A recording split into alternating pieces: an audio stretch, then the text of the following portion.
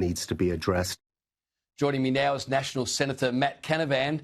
Matt, thanks for coming on the program. You've identified one reason why Mr Steele is so eager for us to stop exporting coal and gas. According to him, we'll be dead in less than a year.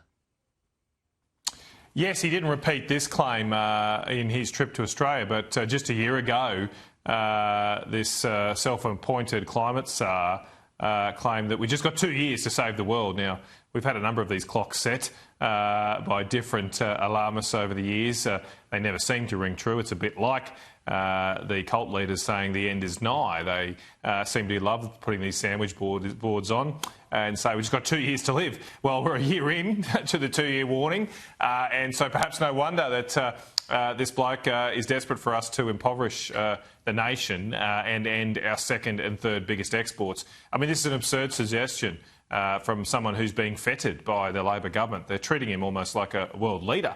They're having more discussions with this climate czar than they are with the President of the United States. And this bloke is out there suggesting that coal and gas should finish as exports from Australia. As I say, they're our second and third biggest exports, well over $150 billion of value a year to this country.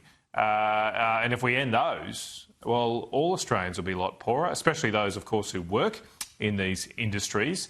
And if this is what the Labor Party is, a little bit of a precursor to what the Labor Party is planning when they want to host the climate conference next year in Australia, it's going to be a complete and utter waste of time. As I've said before, this climate conference next year that Labor wants to hold, it'll be the Voice 2.0.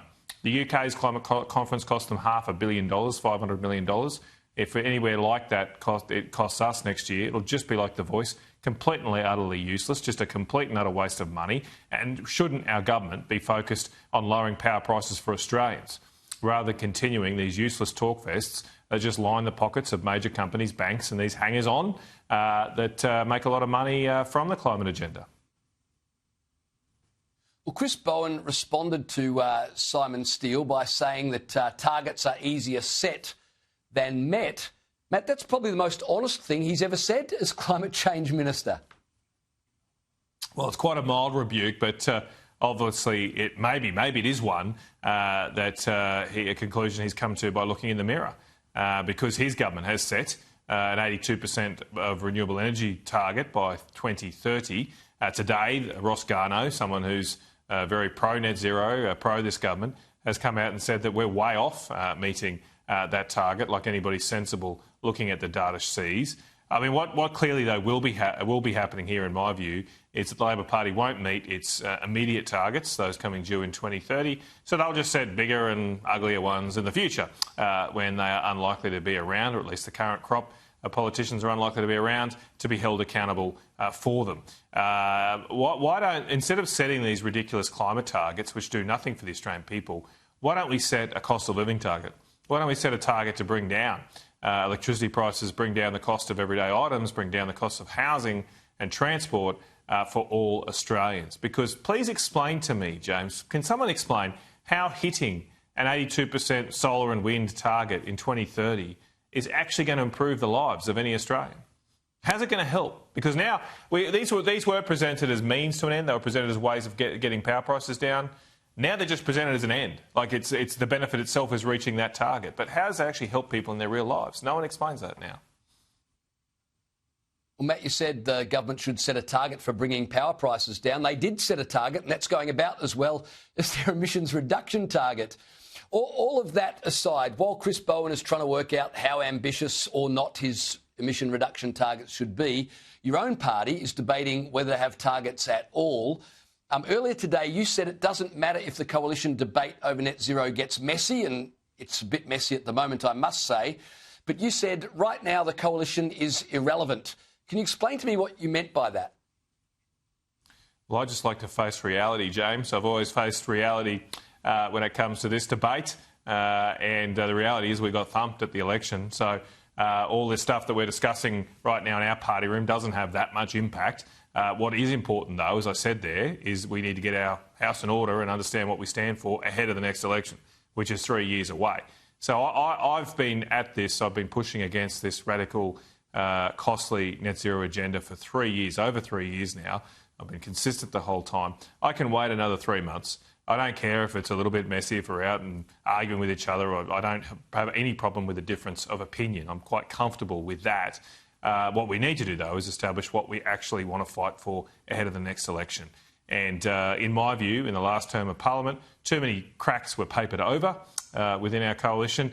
You can understand that because the Labor Party had just a one-seat majority to start the term, so we thought maybe just that papering over would get us back into government. It didn't work. It didn't work, and as I say, I'm facing that reality. Now, I did say that this morning about our relevance, James, but on reflection after question time today, I'm not sure I was right, because all the government could do was to talk about us.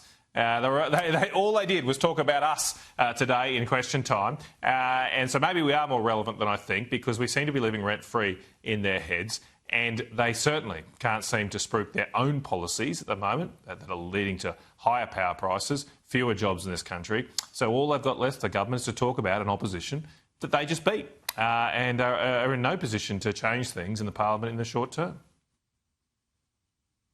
Matt, both your leader and Susan Lee from the Liberal Party have said they will arrive at a decision on net zero when a review has been completed. When should we expect that? And granted, things are a bit messy at the moment. When will things finally become clear as to where the coalition stand on net zero? Well, as I say, we have 3 years. I'm sure it won't take that long. But I'm not really, as I say, in a rush here. I'm not really in a rush. I mean, keep in mind, I know the media always want this, right? But the general public aren't following these things as closely as you and I are. Keep in mind, ahead of the 2010 election, it was only 6 months before that election that the then coalition changed leader to put Tony Abbott in, and finally decided that it would oppose Kevin Rudd's carbon pollution reduction scheme. So it did take effectively 2.5 years in that term to settle the position. And within 6 months, less than 6 months later, Kevin Rudd was gone. He was no longer Prime Minister. And Tony Abbott effectively won the 2010 election, but for Tony Windsor and Rob Oakeshott defrauding their own constituents. So, you know, the idea that somehow we need to have all of our policies and decisions made years out from an election is just not consistent with the electoral history of this country. People will look close at us ahead of the next election. Right now, what we need to do is establish what we truly believe in, what we think is right for the country, and have that debate. And what I really would hope we do, James, or I hope we have the debate, for a start, which we haven't had on net zero. And secondly, when we do have that debate, we have it about what's best for the country, not what's best for the party, not what's best for particular individual seats or members of parliament, because we'll never win an election if we focus on how is it that we can get more of us in a job. If that is our fundamental guiding principle, we won't win, because we need to be able to present to the Australian people a plan that helps them, not us. We can't expect people to trust us and support us if all we're talking about and worrying about is how do I keep my seat. We've actually got to make decisions, have courage and be bold and guided by our principles to say this is our plan to make your life better. This is how we think you will do better under a Liberal national government. And then we'll be competitive and possibly win. I think we can absolutely win the next election. Well, look forward to seeing how all of this unfolds. M.Canavan, thanks for your time tonight. Well, after the break, Anthony Albanese says claims that Palestinians are not being starved are beyond comprehension. But is everything as it seems? And has Australia found our very own Greta Thunberg in the form of our newest and youngest senator? My panel is up in a moment.